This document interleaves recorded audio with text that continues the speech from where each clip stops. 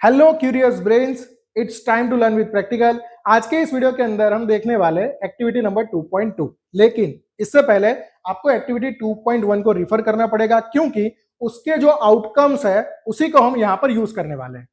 अगर आपने activity number 2.1 को रिफर नहीं किया, डिस्क्रिप्शन में लिंक है, जाइए और उसको रिफर कीजिए। चलिए तो स्टार्ट करते हैं activity number 2.2।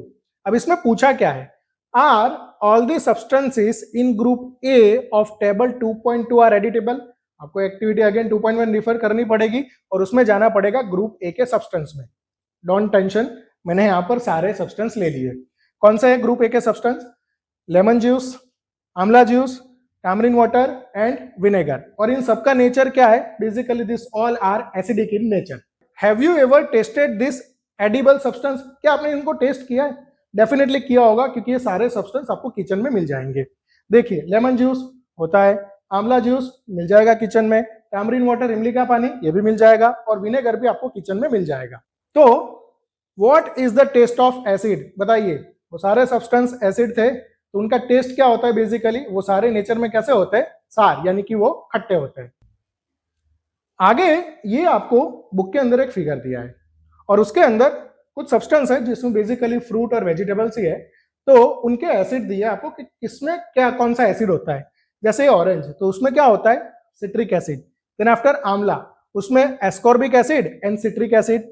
Then after mango, उसमें कौन सा होता है? Tartaric acid. देन आफ्टर होगा टोमेटो, उसमें citric acid and oxalic acid. ये आपको एग्जाम के अंदर filling the blank, true false, multiple choice question में पूछ सकते हैं।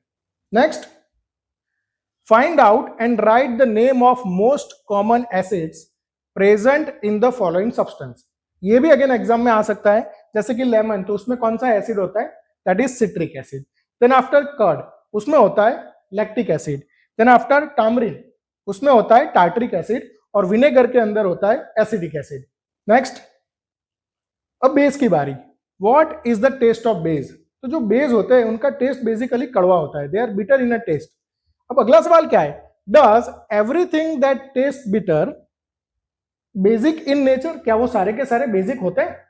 तो हम इसको एक्टिविटी से चेक करेंगे।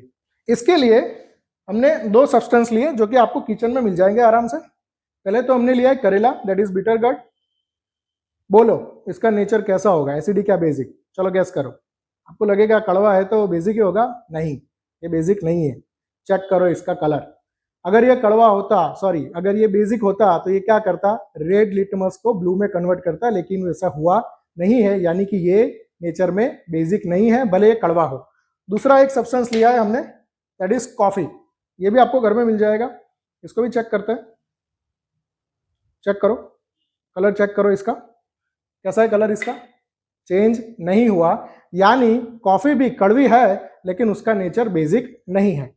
तो आप समझ गए होंगे कि सारी चीजें जो कड़वी है नेसेसरी नहीं है कि वो बेसिक होगी ही। नेक्स्ट हम लोग प्रॉपर्टी रिफर करने वाले बेस की।